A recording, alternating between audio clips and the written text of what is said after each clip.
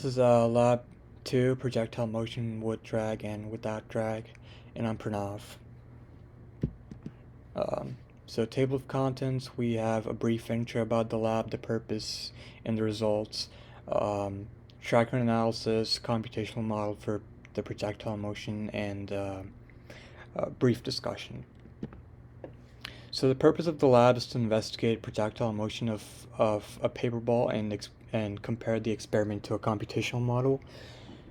We're obviously going to use the Newton's first law, where the object in motion stays in motion unless acted upon.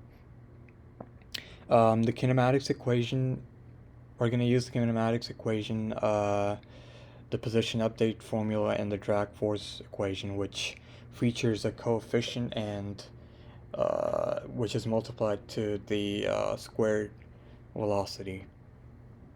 And it's obviously going to be in the opposite direction to motion. Alright, key concepts, goals: measure the motion of a ball traveling through a projectile motion through the tracker, compare observed motion to a computational model. System's going to be the paper ball, surroundings going to be table, yardstick, and the air. We're assuming that the ball is perfectly round and doesn't have any additional resistance due to its texture.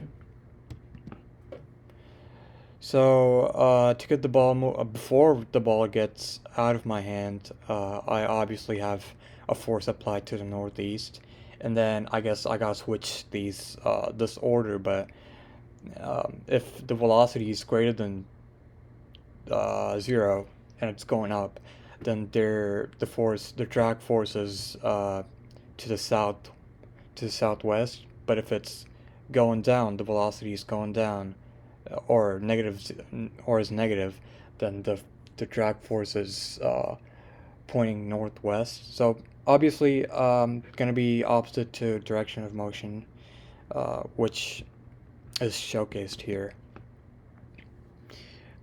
So we use Tracker for the setup and the video. You can see the graphs and analysis on the right side.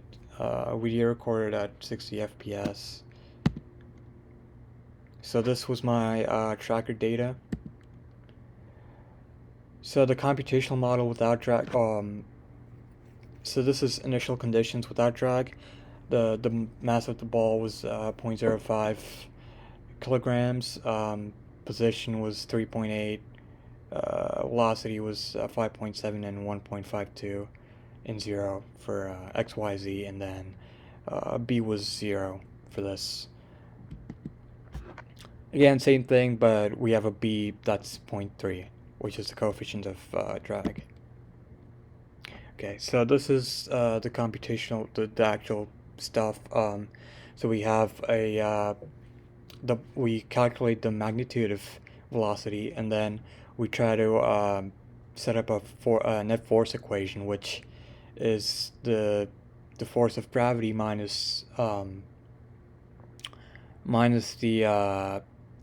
force drag, which is just the coefficient times velocity squared, times the r hat vector. And then obviously we use the position update and the velocity update formulas to run the iteration, and then the rest is just plotting.